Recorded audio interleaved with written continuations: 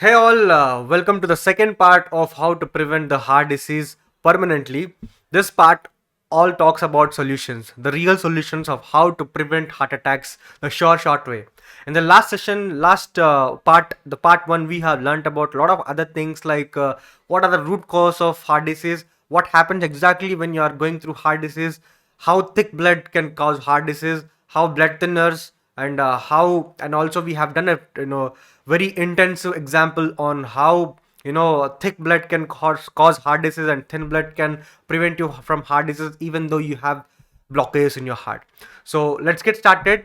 Hi, this is Akhil Nirugati. I'm a holistic nutritionist. I'm a disease reversal expert. I'm on a mission to help at least 100,000 people to lead a disease-free lifestyle and achieve longevity through holistic nutrition. So let's get started. What are the things that we have discussed in the last session? So we'll just revise it a little bit and just let's start right away. I'm just sharing my screen. So in the last video, I hope my screen is visible to every one of you. In the last video, we spoke about the root causes of heart problems. What are the exact root causes? There we have discussed about high fat diet, why high fat diets are trending. We spoke about keto, paleo, high fat trends, good fats and bad fats, and all these things.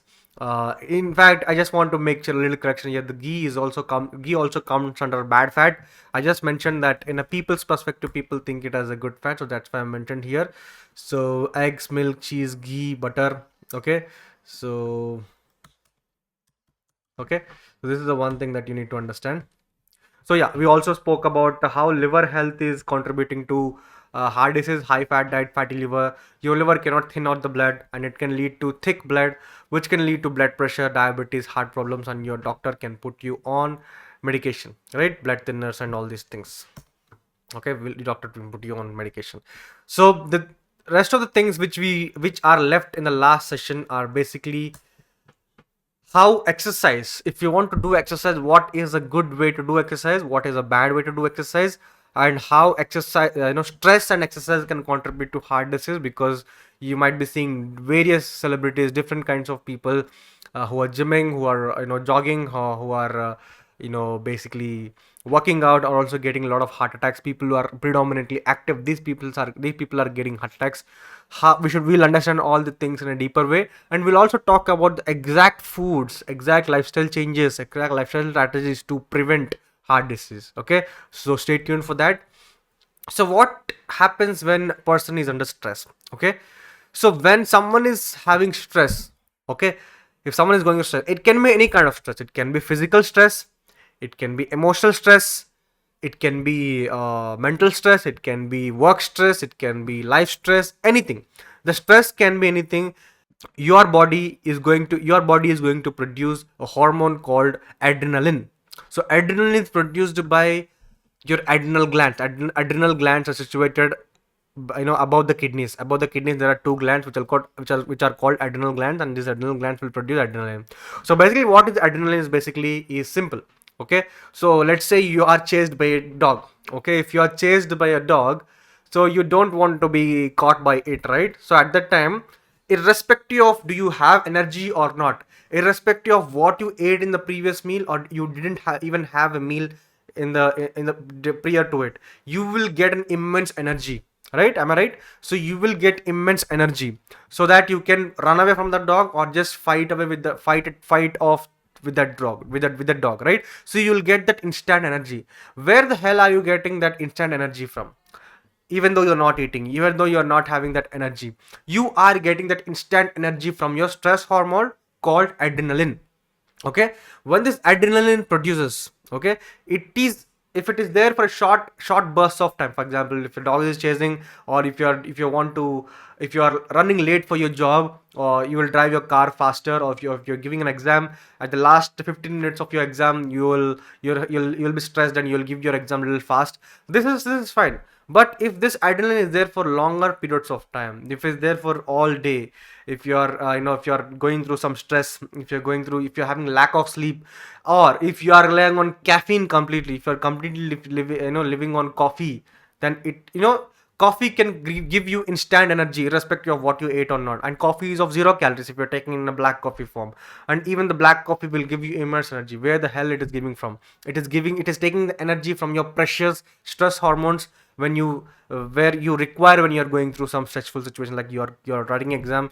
You need to have that motivation. All this motivation, all this inspiration, all this purpose will come from that hormone adrenaline. So do not waste. So by drinking caffeinated foods, lack of sleep, stress, and all these things will deplete the reserves of this adrenaline, and then there is nothing that can help you out to stay motivated or something like that. So lack of sleep can contribute to adrenaline. Stress can contribute to adrenaline. Excessive gym can contribute to adrenaline.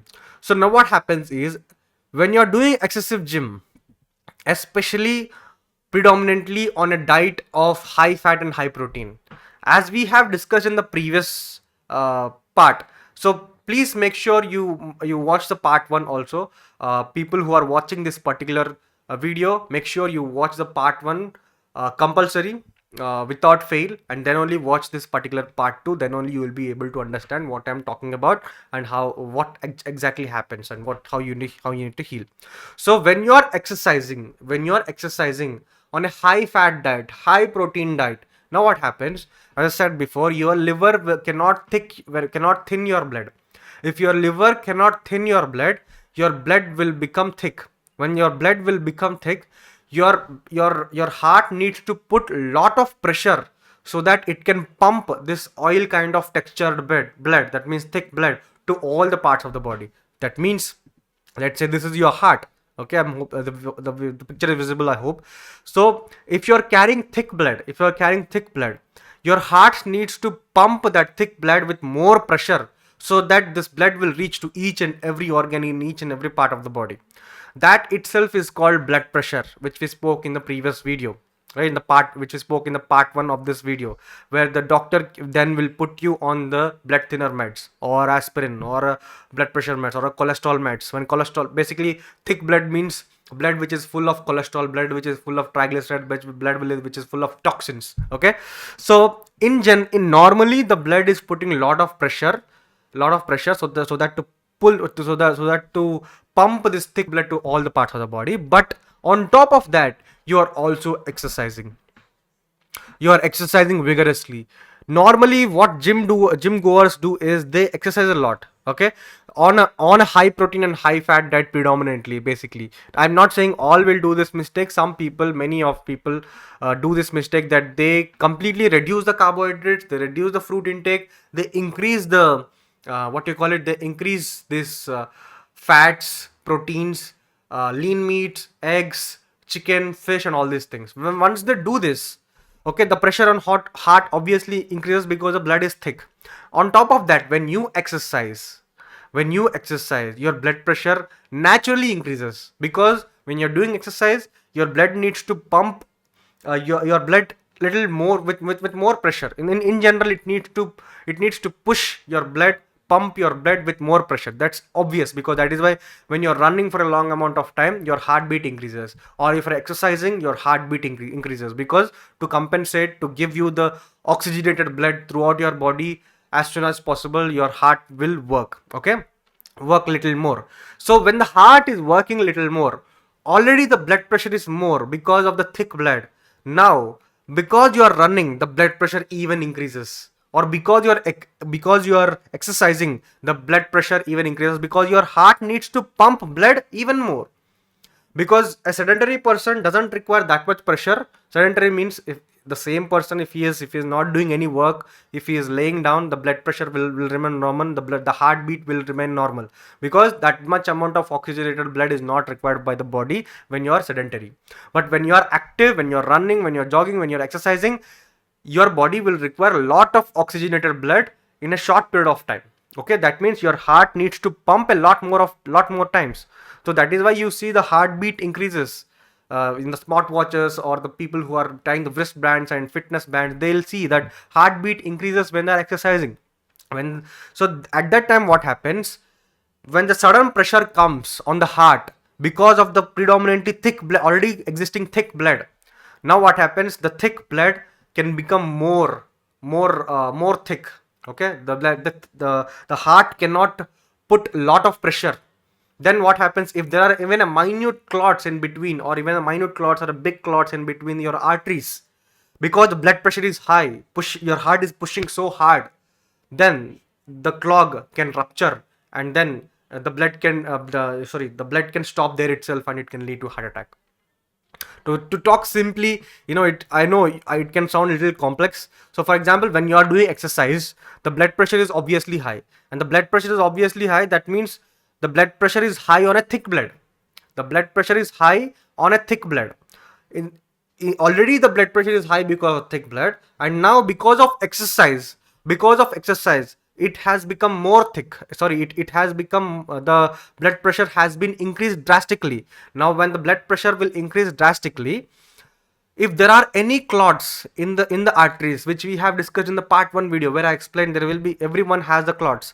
If there is a clots in between these arteries, in between this front, in the blood vessels, to talk precisely, the oil kind of textured blood, that means the thick blood, can stop at one place, and the blood supply cannot be there for the heart. So because the blood is beating in a so fast rate, the blood supply cannot be possible, because the blood is thick, the blood is moving slowly. But the heart requires more blood while you are active, and it needs to pump more blood to all the parts of the body while you are active, but the blood is not able to pump because it is thick. But on the other hand, if the blood is thin, it can pump easily. The blood can move easily. Now because it is thick, because of it is like a texture of oil, so that way it is moving very slowly. Now what happens?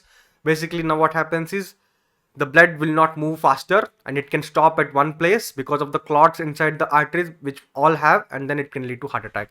This is what happening in the majority of the cases of people who are suffering with heart attacks. The problem is with the high fat diet, predominantly from a longer period of time, high fat, high protein diet for a longer period of time, which is making your liver sluggish and not making your blood thin, and then clogging your arteries and all these things, and blood moving slowly with the texture of oil, and the blood stops, and the supply to the heart, the blood supply to the heart stops, and then it is boom, it leads to a heart attack.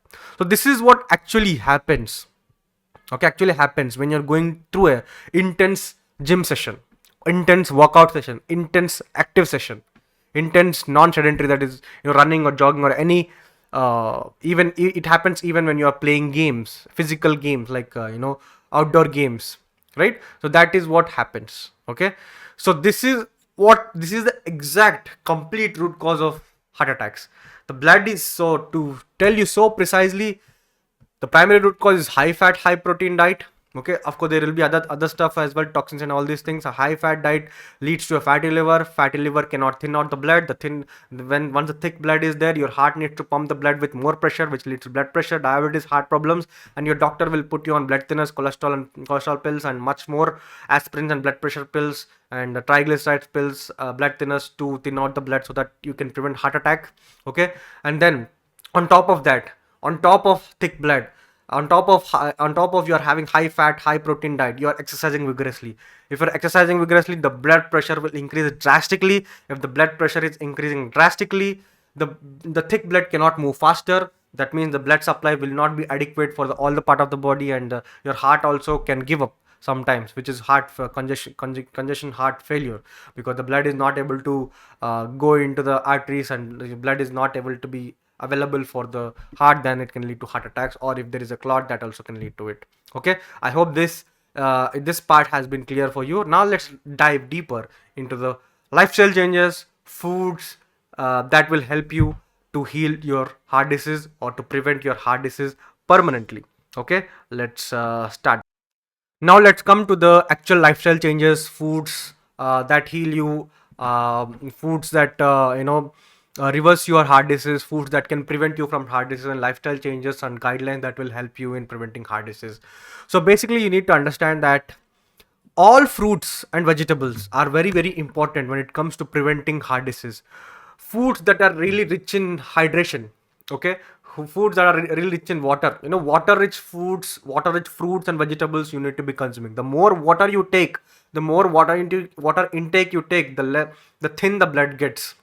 the the less the liver gets the stress, the less the liver gets sluggish. So that means you need to include hydrated foods, hydrating fruits, hydrating vegetables, hydration, water, adequate amounts of water. All these things are very very crucial when it comes to preventing heart disease. So your diet, your nutrition, your diet should be predominantly of these particular foods. So let's get deeper into this. Okay, so all fruits and vegetables especially include these fruits. Okay, fruits like bananas, fruits like cherries, fruits like pomegranate, apples, strawberries, all the berry fruits like berries, strawberries, blueberries, wild blueberries, mulberries, other things like even red grapes, black grapes, and all these things, pineapples, lemons, oranges, cruciferous vegetables like cauliflower, cabbage, radish, broccoli, purple cabbage, etc., dragon fruit, the red dragon fruit, or it also called pitaya fruit, or white dragon fruit, figs. All these things are immensely beneficial.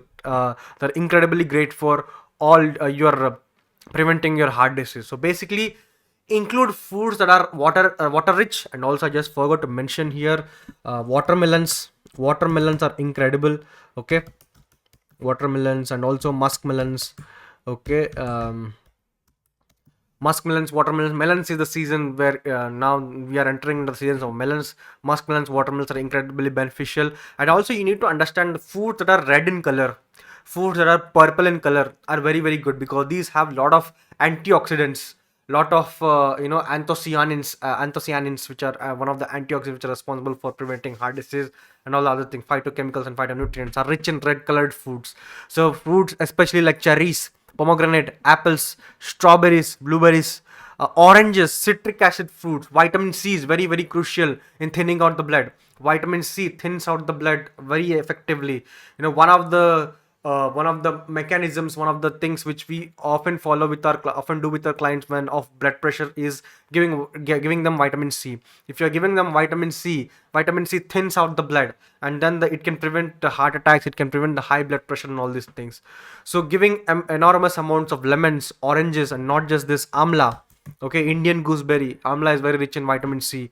Watermelons, which are red in color. Okay, these are incredible for heart disease, because I know watermelons also have highest amounts of water content, highest amount of hydration. So this can thin out the blood instantly and give you that another good amount of nutrients that are required for your heart, and also blood supply to all the parts of the body, and the blood can become thin. Cruciferous vegetables are really important. Okay, cauliflower, cabbage, radish, broccoli, purple cabbage, and all these have a lot of antioxidant, sulfur-rich compounds which can deplete the clots, which can remove the clots inside your arteries. Okay, cruciferous vegetables. Okay, dragon fruit, which is red in color and also white in color, always it is helpful. Figs are really beneficial for you to prevent heart attacks, and also it will also help you into removing the clots or the plaques inside your inside your arteries or blood vessels. Okay, coming to vegetables, garlic is very beneficial. Tomatoes have an antioxidant called lycopene. Lycopene is an antioxidant which is especially helpful in preventing heart disease, in preventing blood pressure, and all these things. Okay, it also helps liver to thin out the blood. Ginger is awesome. Leafy grains, especially spinach, amaranth, okay, mint leaves, tulsi, and all these leafy grains are really healing to your removing the plaques in the body, removing the calcium deposits. They'll also help you to build up your vitamin K2. See, vitamin K1 is different, vitamin K2 is different. When you have vitamin K2, remove the plaques, remove the calcium plaques that are deposited inside the arteries, and makes the calcium to move to bones, and make the calcium to move to teeth where the calcium is exactly required, makes the calcium to move to your bones and places where eyes and hair, where the minerals are exactly required. Okay, so leafy greens are especially important. Coriander removes toxic heavy metals in your blood, in your intestines, from your brain. It depletes the plaques. As I said, leafy greens are all beneficial. Sweet potatoes have anthocyanins because it is purple in nature. It is this antioxidant really helpful for prevention of heart disease. Beetroots are red in color. These also have a lot of antioxidants like anthocyanins, and a lot of phytochemicals are very beneficial to preventing heart disease. Onions are rich in, again, these are purple in nature. These have anthocyanins, and also these also have resveratrol. Resveratrol is basically a antioxidant which is helpful for preventing heart disease, which is helpful for preventing all the anti-aging properties. Okay, so especially these vegetables are very very beneficial. Include all these fruits and vegetables on a daily lifestyle basis. So include more. You should include abundantly. You should include more, right? You should not be including other foods like fats and high protein foods. You should decrease this and include these more. Okay, then we'll come to the exact guidelines and exact lifestyle habit that you need to be following if you want to prevent heart disease. Okay, reduce fats, be it good fats, be it bad fats, reduce them. Don't use more cooking oils, reduce the cooking oils. And when you are eat more hydrating foods. I just forgot to mention here cucumbers. Okay, cucumbers are very good. Okay, cucumbers are water rich. uh, cu- uh, Cucumbers are very water rich in nature. Cucumbers are very helpful. Not just cucumbers, all the bottle gourds, ridge gourds, squashes, winter squashes. Okay, all guard vegetables. Okay, of course the naming is not like that, but I'm just telling you to so that you can understand a little better. Like bottle gourd. Okay, bottle gourd, ridge gourd. Okay, so RIDG.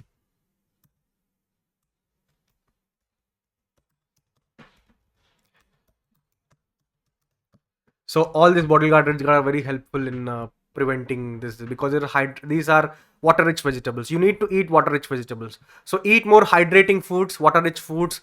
Include more fruits and vegetables. That is very very important. Okay, decrease fat intake. Have at least 2 to 3 servings of fruits and vegetables in a day, and reduce the fat intake. Do not take fruits with fats. Do not take fruits and nuts together. Many people have this misconception that if you're taking fruit and nut together, your blood sugar levels will be in balance. That is crap. That is not true. You should reduce the overall fat intake throughout the day. Then only the fruit is very beneficial for you. If not, the fats make your blood thick. And if you're eating fruits along with the fats, along with a lot of fats, your blood will move very slowly again, and the nutrients from the fruits also will deliver to the cells very slowly again. So to prevent that, eat fruits on their own alone. If you're eating a banana or papaya or anything like that, eat fruit separately. Don't mix it with other food groups or something like that. So do this, it will help you. And coming to physical activity, just have normal basic exercise are very very good. Okay, and if your diet is perfect, if your blood is clean, if your blood is thin, if you don't have fatty liver, if you're eating lots of fruits and vegetables, then you can do intense workout, then you can do intense exercise sessions. Nothing is going to happen because your blood is thin. If your blood is thin, you can pump the blood to different parts. Your heart can pump the blood to different parts of the body, various organs of the body with ease. Okay, so that's how it is. You can exercise. So normal exercise, if you want to prevent, if you're having already having some issues like blood pressure and all these things, normal exercise like uh, walking, mild yoga. Okay, gentle yoga. Okay, gentle to mild yoga. Okay, basic warm up exercises. Warm up exercises are very very. Yes, warm up exercise. Okay, warm up exercises are very very great to prevent this. Okay, once you do this, okay, even walking and mild exercises are very helpful for you to for your heart to pump out a little bit, and you will reduce the pressure on it. Of course, if the blood is thin, I would not recommend you to do an intense workout session if your blood is thick. Okay, so these are the guidelines. So if you're eating more hydrated foods, more water rich vegetables, more fruits and vegetables, reducing the fat, you can eat any number of you can exercise intensely. That's why you see, if you see athletes, if you see cricketers, if you see sports people, all these people will consume lots of carbohydrate rich foods than protein and fats. Protein is also important in their diet, but more predominantly they rely on more fruits, more vegetables, more carbohydrates. That's why even if you see Virat Kohli normally when he's having the break session in the between the games, he eats a couple of bananas to rejuvenate his glucose levels. And they also include glucose drinks because they need glucose, a lot of glucose. It is free of fat and protein. These are full of glucose drinks.